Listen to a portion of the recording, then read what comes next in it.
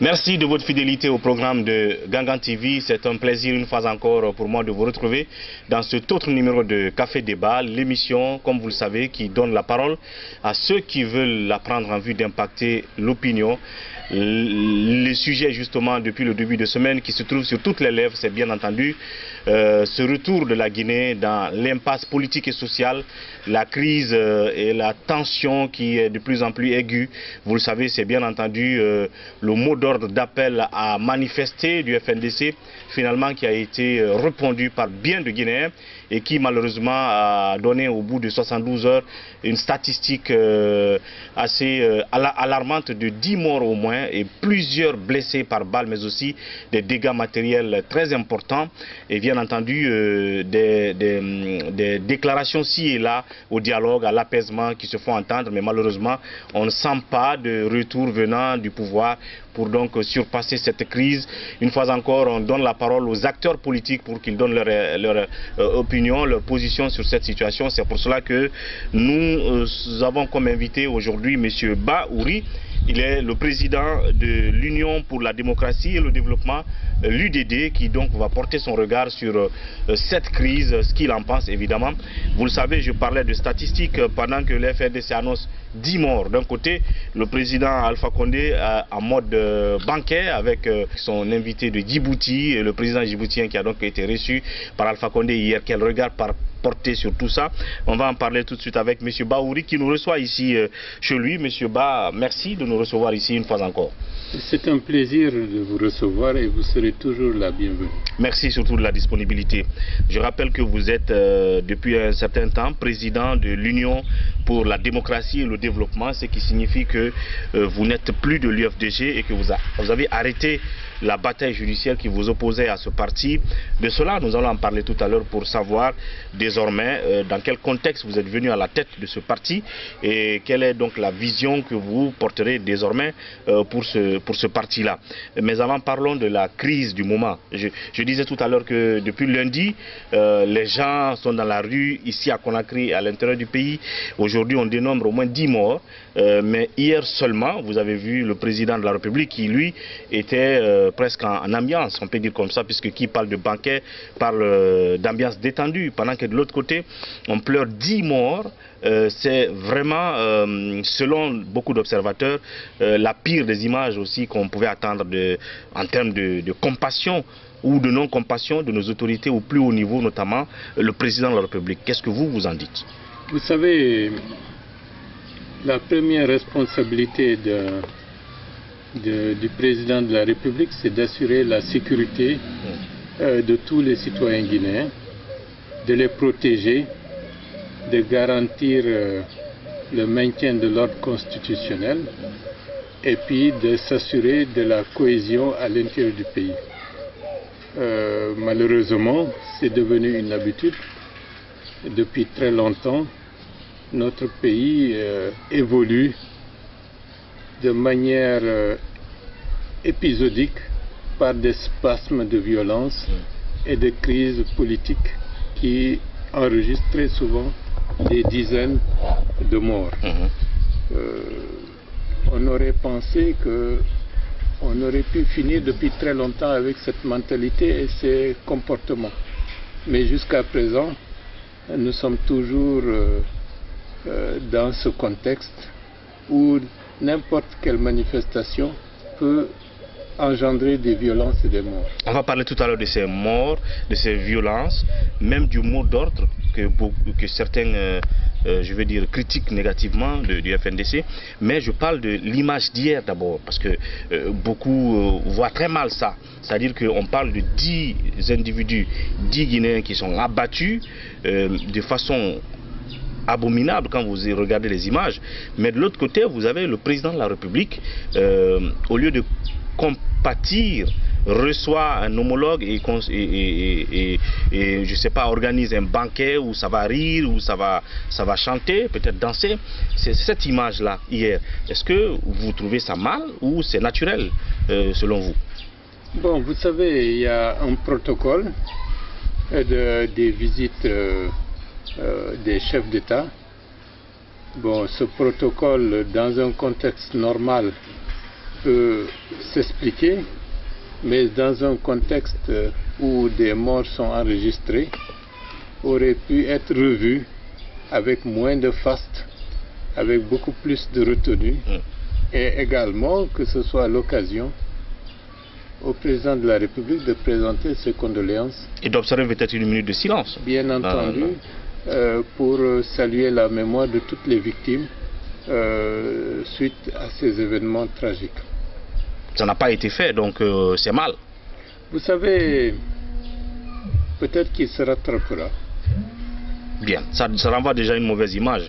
Et parlons dans les faits maintenant de cette manif depuis le début.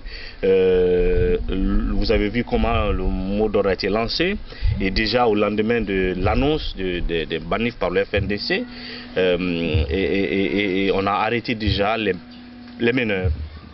Abdourahmane Sano, Sekou Koundouno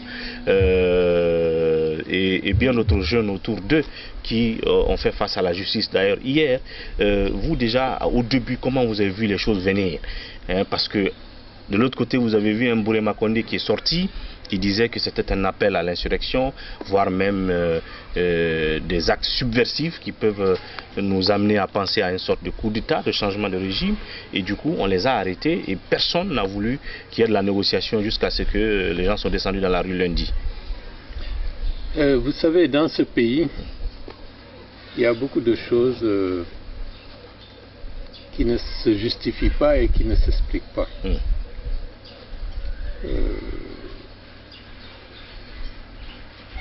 Lorsque vous êtes le dirigeant, un responsable, votre mission c'est de promouvoir l'apaisement et le calme et d'éviter la répétition des crises.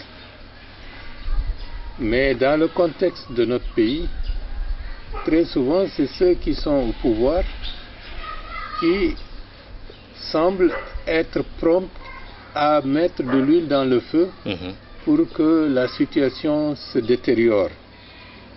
J'ai l'impression qu'ils veulent ainsi prendre en otage celui qui est le premier responsable du pays. Vous voulez accuser son entourage et Bien toujours entendu. dédouaner Alpha Condé, parce que dans cette situation, il est toujours responsable. Non, il est responsable du projet qu'il est porteur.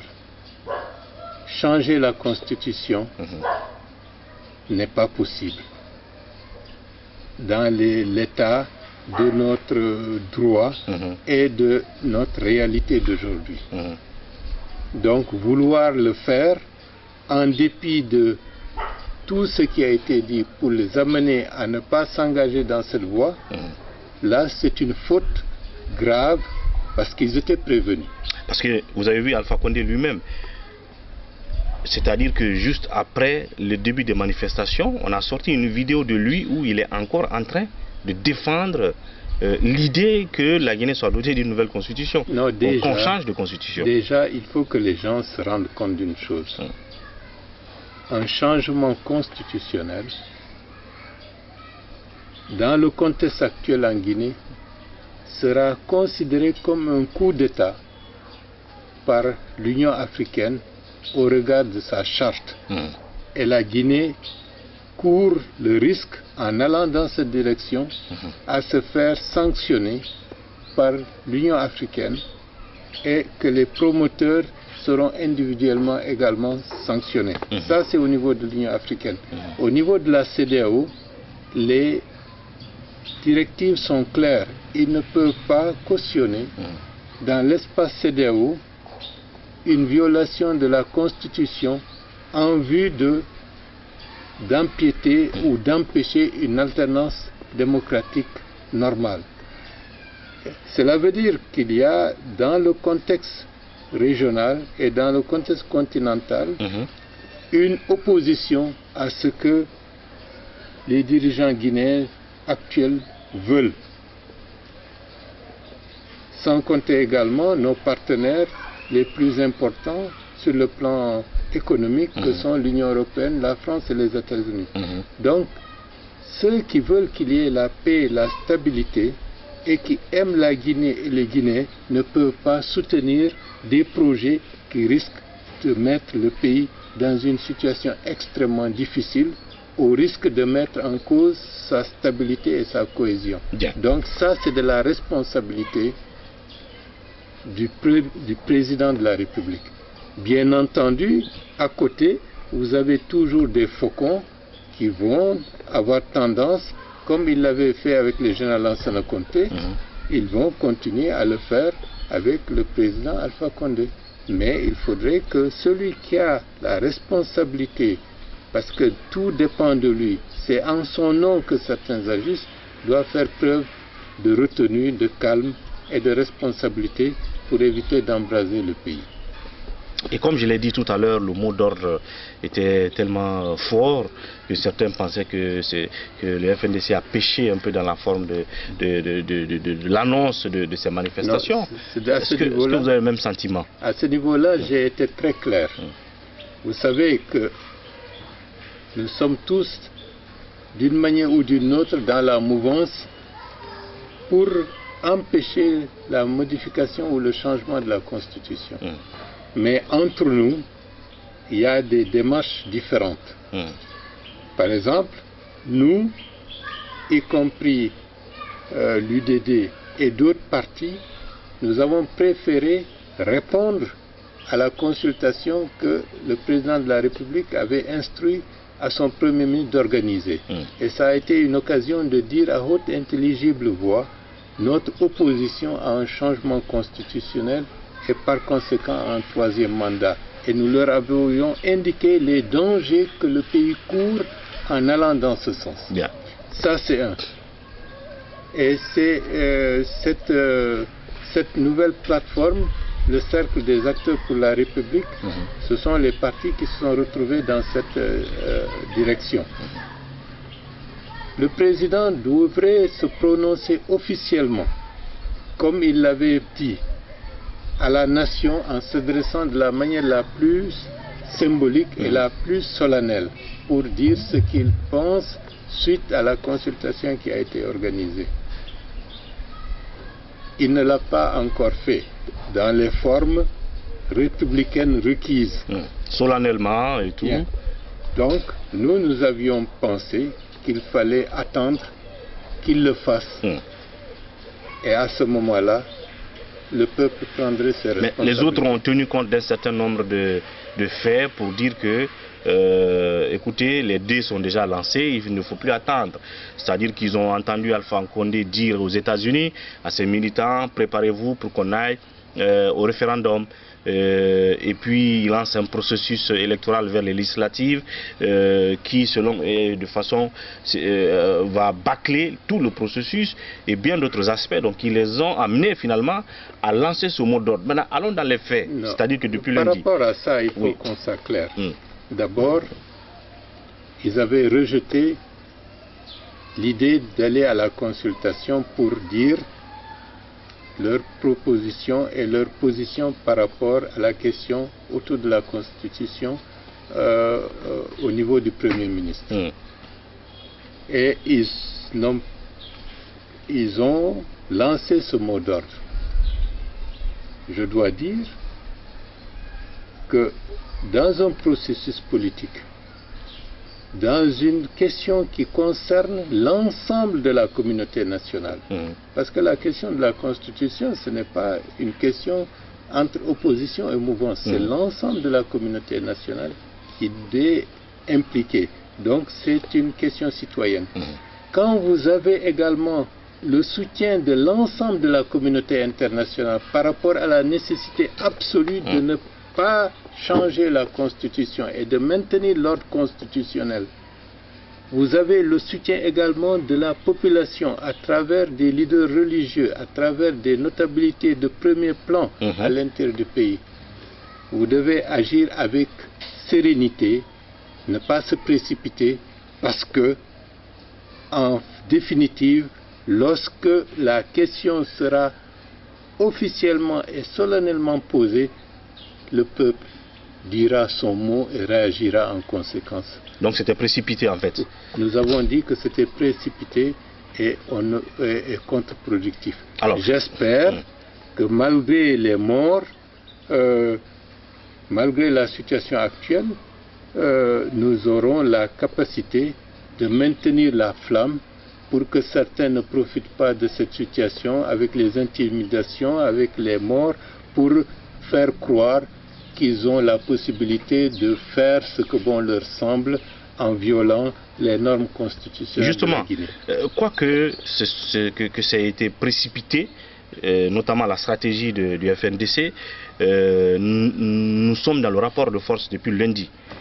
Et nous sommes à officiellement 10 morts de la part du FNDC, 9 de la part du gouvernement. Et là, c'est vraiment après des critiques que Bourama Koné a dû revoir ses statistiques. Peut-être globalement, on est au-delà même de 10 parce qu'on entend parler de morts ci et là qui ne sont pas encore comptabilisés. Donc c'est un drame. Nous vivons un drame. Et au bout de 72 heures, c'est vrai que vous n'avez pas approuvé la stratégie, mais ça donne ce que ça donne maintenant.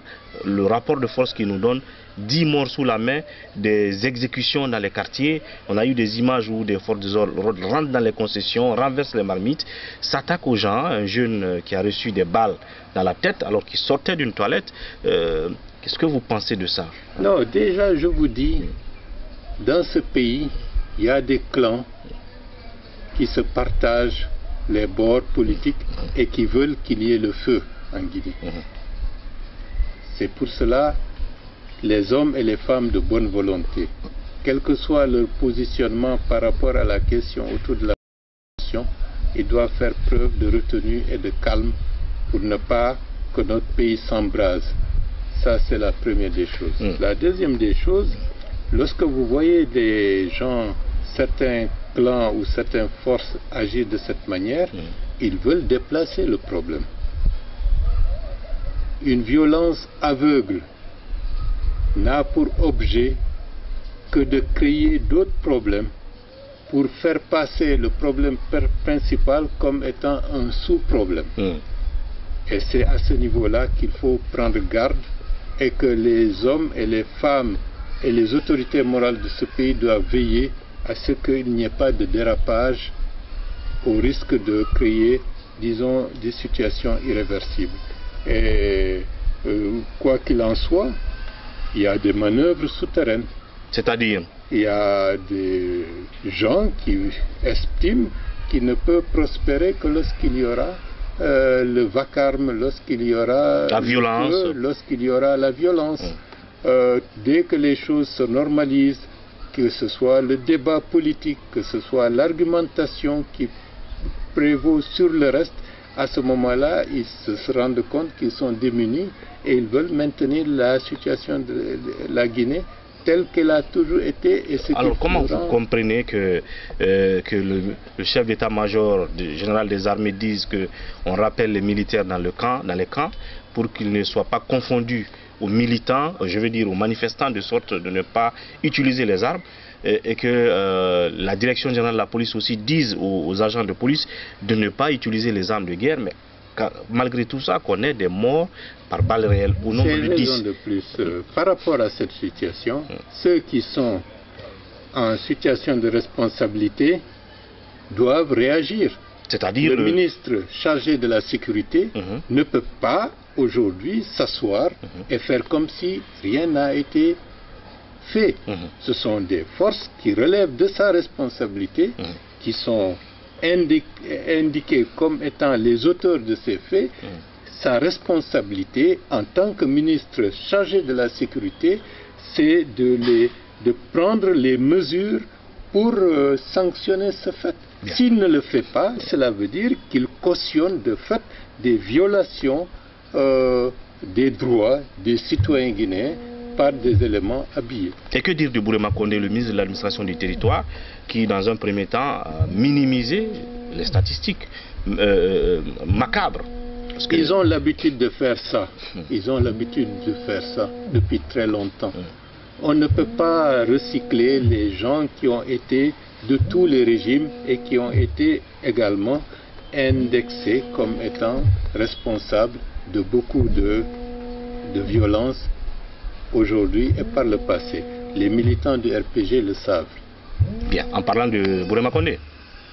Bien entendu.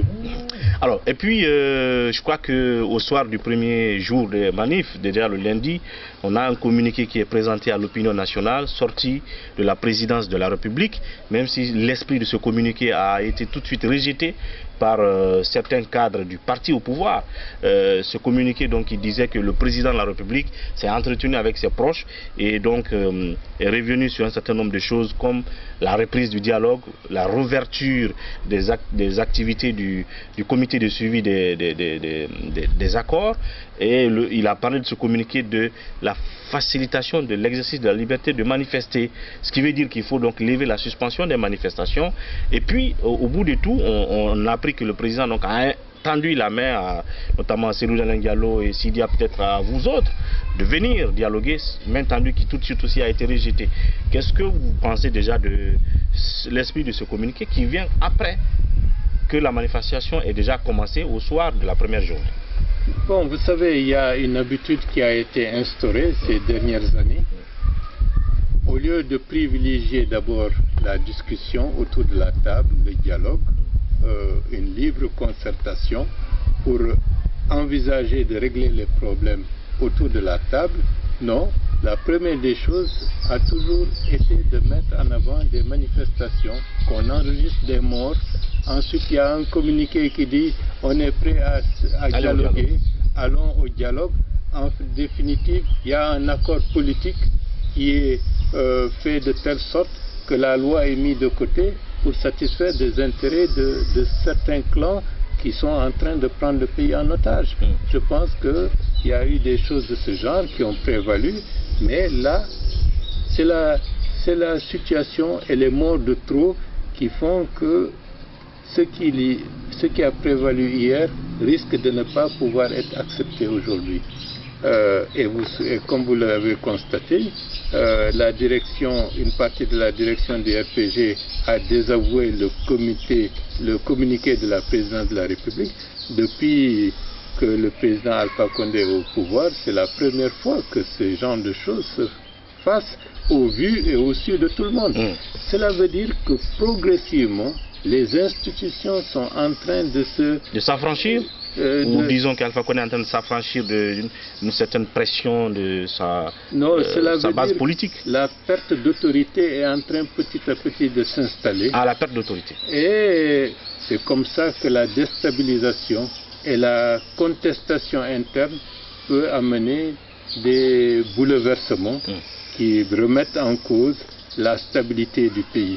Parce que si le président va dans un sens et ceux qui sont censés être sous son autorité directe tirent de l'autre côté, il va de soi que c'est le désordre. Et c'est le désordre qui s'installe. Le désordre donc dans le camp présidentiel. On va observer justement là-dessus une petite pause. Derrière, on se retrouve pour continuer notre émission, notre débat. Et cette fois-ci, comme je l'ai dit, M. Bahouri qui est désormais à la tête d'un nouveau parti. Donc une nouvelle aventure politique qui se dégage devant lui. Et on en parlera tout à l'heure dans la deuxième partie de cette émission, tout de suite après. Le Club des Métis pour la prévention des conflits et le maintien de la paix, en partenariat avec la Commission électorale nationale indépendante, CENI, et la collaboration de Wassolon Agency Communication, organise la première édition du tournoi de football des partis politiques.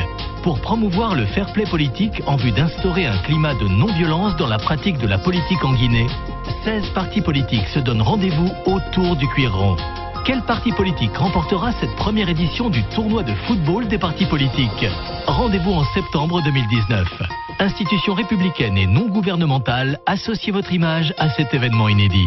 Contact 624 26 92 42, 664 24 61 06. Merci de nous retrouver dans cette deuxième partie de Café Débat, ici en mode production externe, évidemment reçu par M.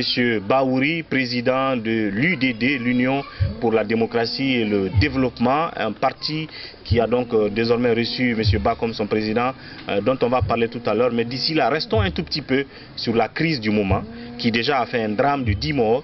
Et évidemment, derrière cette image de plus de 10 morts, d'une centaine de blessés, de dégâts matériels, des observateurs semblent être déçus par l'autre image.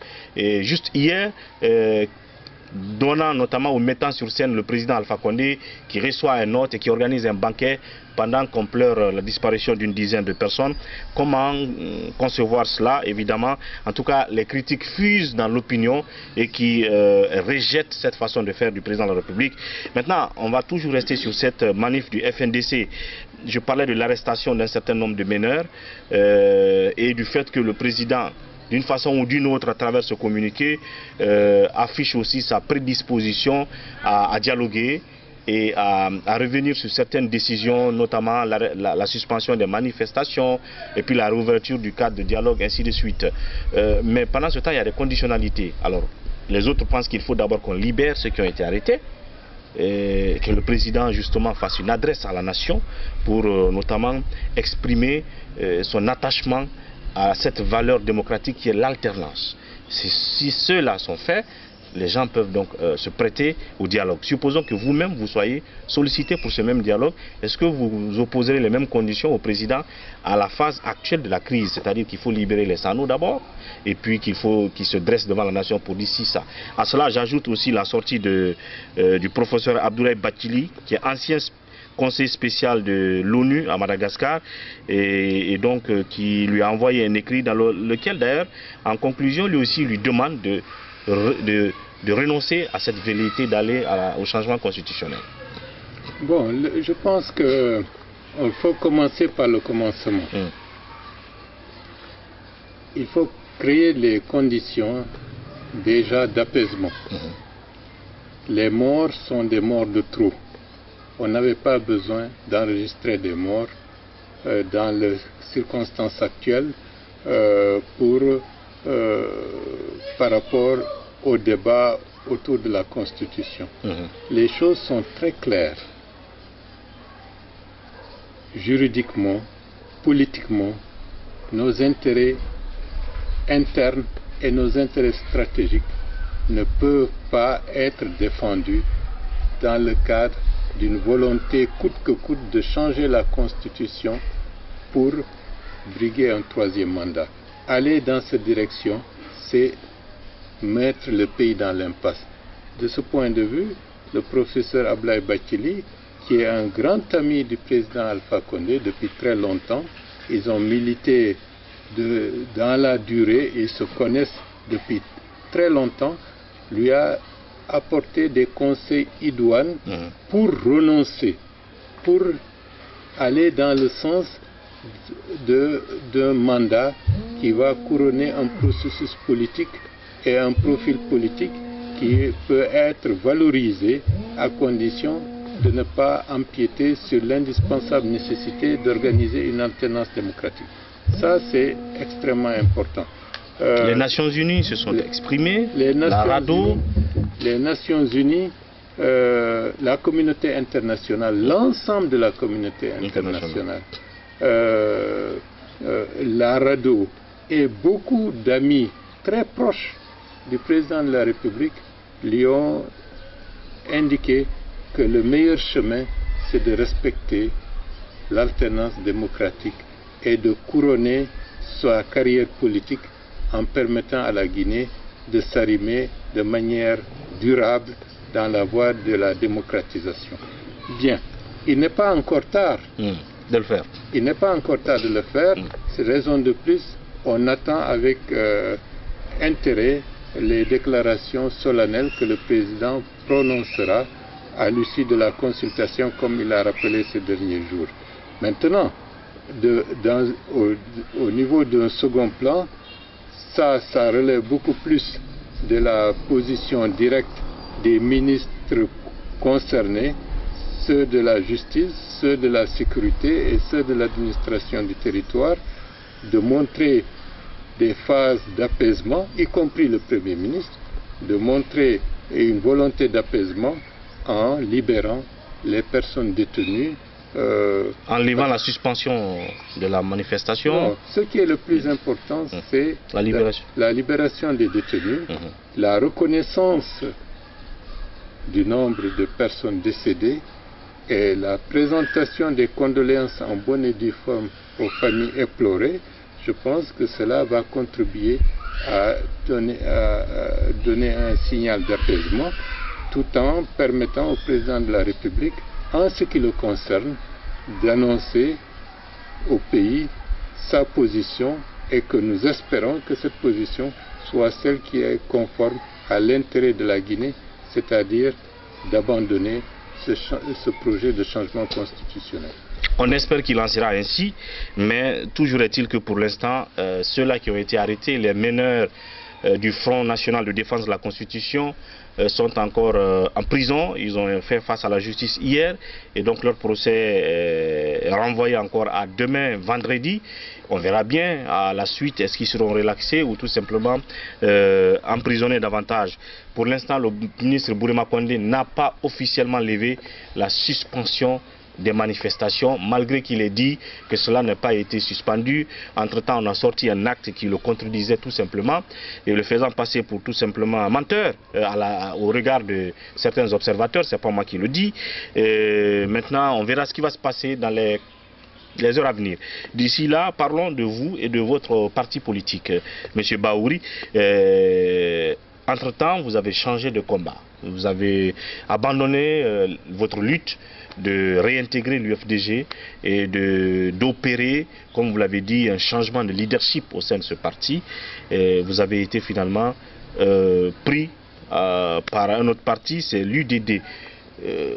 Du jour au lendemain, qu'est-ce qui a changé? Parce que la dernière fois qu'on vous laissait, vous étiez toujours engagé dans ce combat, vous demandiez à la justice de dire la vérité, et puis tout d'un coup, vous arrêtez tout.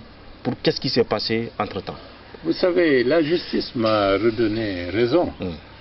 En première instance, la décision d'exclure Bahouri du parti qu'il a fondé il y a plus de 30 ans,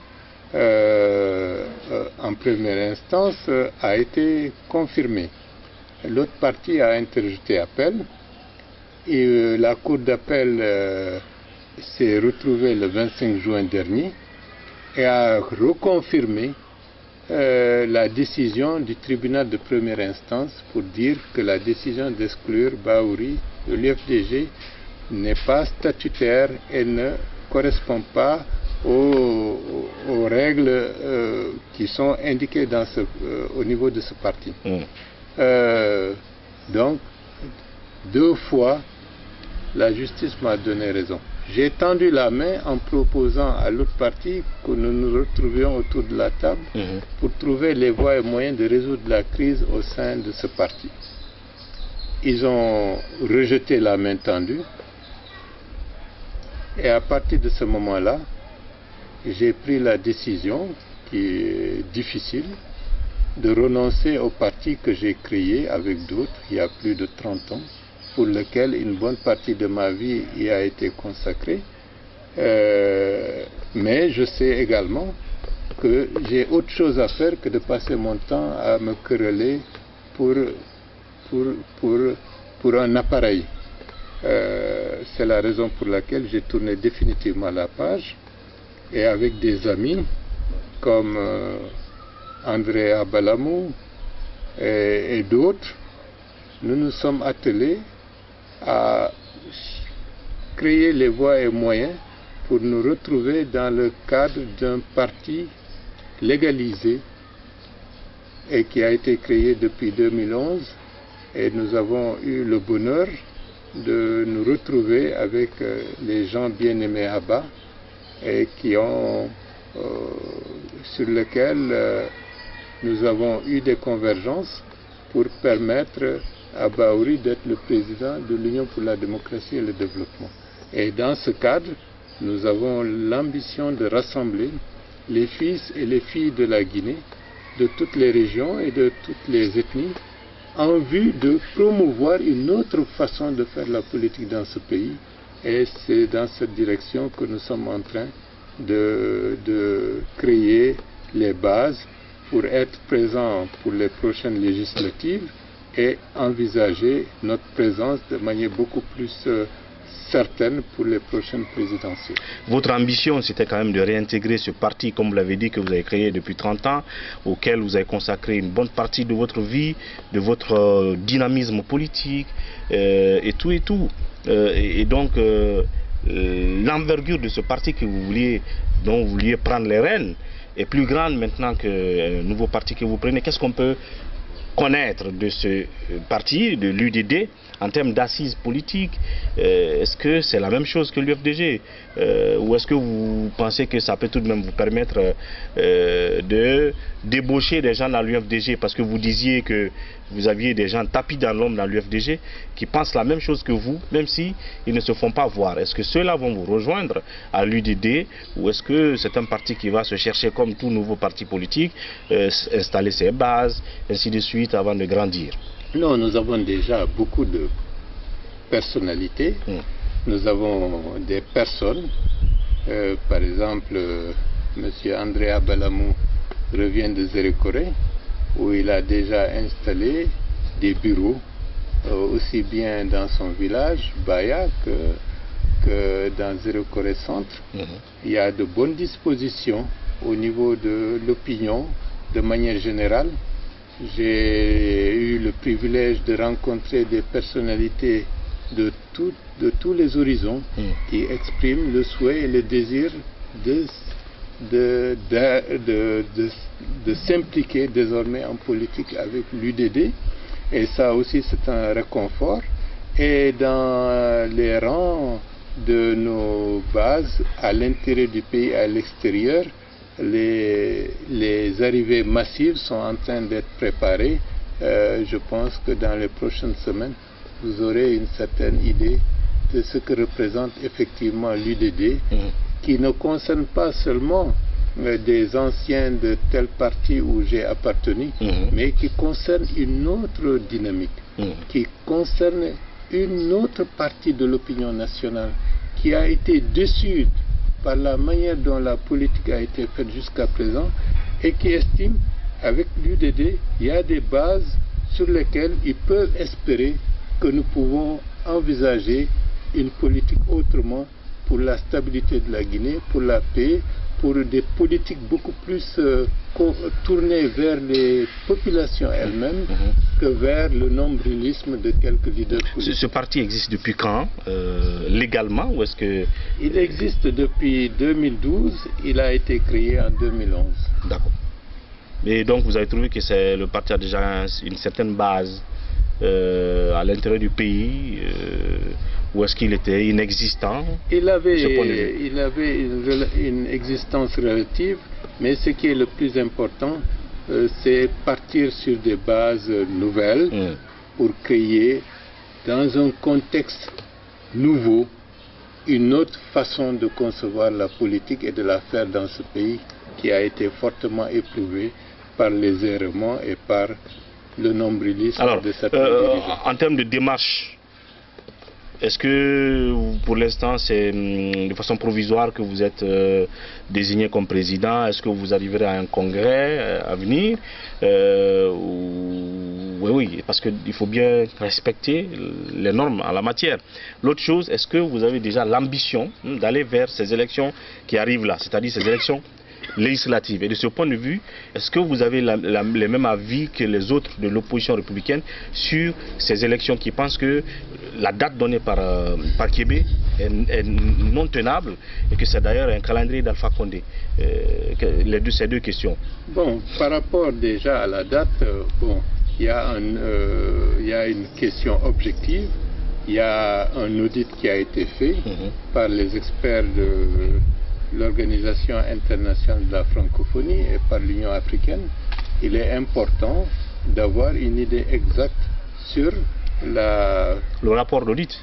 Pas simplement le rapport d'audit, l'application. les recommandations qui ont été formulées. Il y a des recommandations par rapport au fichier électoral, et notamment pour son assainissement. Ça, c'est extrêmement important d'en avoir une idée. Actuellement, il y a une dynamique de révision des listes électorales qui est engagée. Il faudrait que tout cela se fasse en conformité avec les règles et la loi.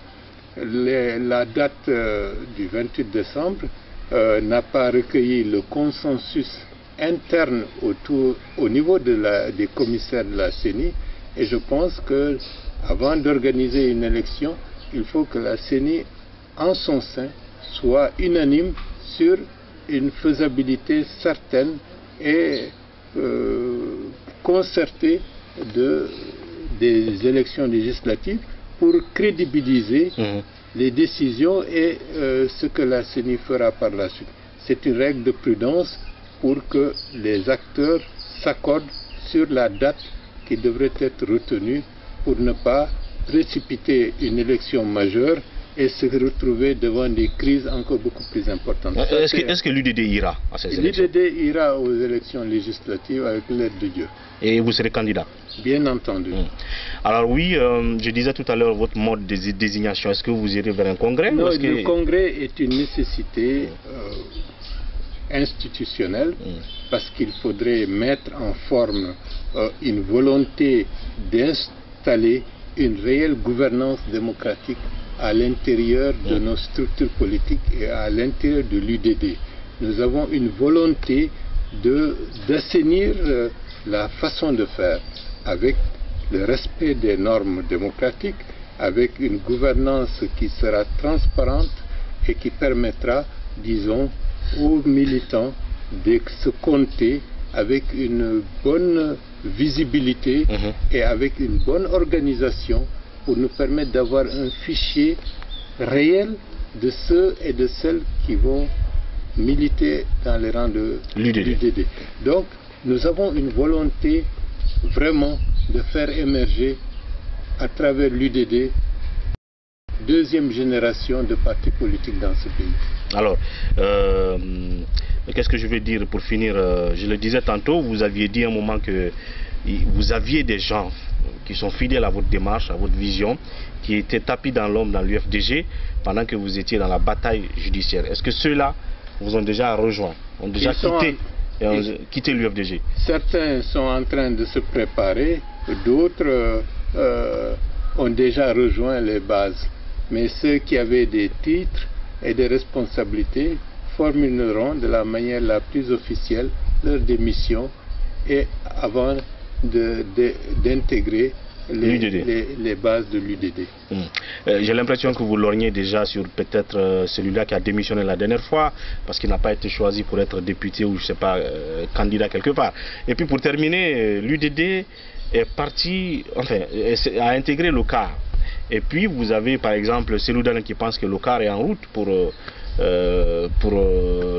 RPG arc-en-ciel. Est-ce que c'est vrai ou pas? Parce qu'on a l'impression que... Vous savez, c'est de bon ton de critiquer les gens qui étaient avec eux. Parce que... Bakar Silla, Mokhtar Diallo... Non. Certains l'ont quitté pour aller au gouvernement. Bien sûr. Pour des raisons que eux connaissent. D'autres l'ont quitté pour aller vers une opposition beaucoup plus constructive. Et les éléments qui l'ont quitté récemment sont clairs. Ils sont contre le changement constitutionnel, ils sont contre le troisième mandat et ils ont répondu à la consultation pour dire à haute et intelligible voix au Premier ministre ce qu'ils pensent de ce projet. Et c'est ça le CAR. Et c'est ça le CAR. Bien. Et ce sont des éléments relativement jeunes. Bien. Et ma responsabilité, puisqu'il y a convergence par rapport à l'attitude et à la lecture de la situation actuelle, ma responsabilité, c'est de leur apporter les conseils et la présence, disons, de quelqu'un qui a accumulé de l'expérience pour les faire, pour les orienter vers une démarche constructive, responsable d'une opposition qui veut prendre le leadership dans ce pays. Et puis, dans ce cadre, je n'insulte pas l'avenir. Et nous nous préparons. En 30 secondes seulement, on revient encore à la crise. Si vous avez un mot, un message à l'endroit des tenants du pouvoir, mais aussi de ceux qui ont appelé à cette manifestation qui nous installe dans le drame que nous connaissons maintenant, plusieurs morts, plusieurs dégâts, l'économie à l'arrêt. Déjà, il faut que nous présentons nos sincères condoléances aux familles des victimes éplorées. Et nous pensons à ce niveau-là que ce sont des morts encore de trop. Ensuite, je rappelle que le président de la République avait dit qu'en aucune manière il n'imposera ses choix à la population guinéenne en allant dans un sens contraire aux intérêts de cette population, et il ne va pas imposer ses choix. Malheureusement, aujourd'hui, par rapport à ce projet, on a dénombré plus d'une dizaine de morts. C'est un moment tragique que le président devrait prendre en compte pour se rendre compte que son projet de changement constitutionnel est un danger pour la stabilité de la Guinée, est un danger pour la stabilité du régime, est un danger pour les millions de personnes qui aspirent à vivre dans la cohésion et dans la paix. Nous osons espérer qu'il n'est pas encore tard pour que les bonnes décisions soient prises à son niveau pour permettre de ramener la sérénité et la quiétude dans notre territoire. Merci. Merci.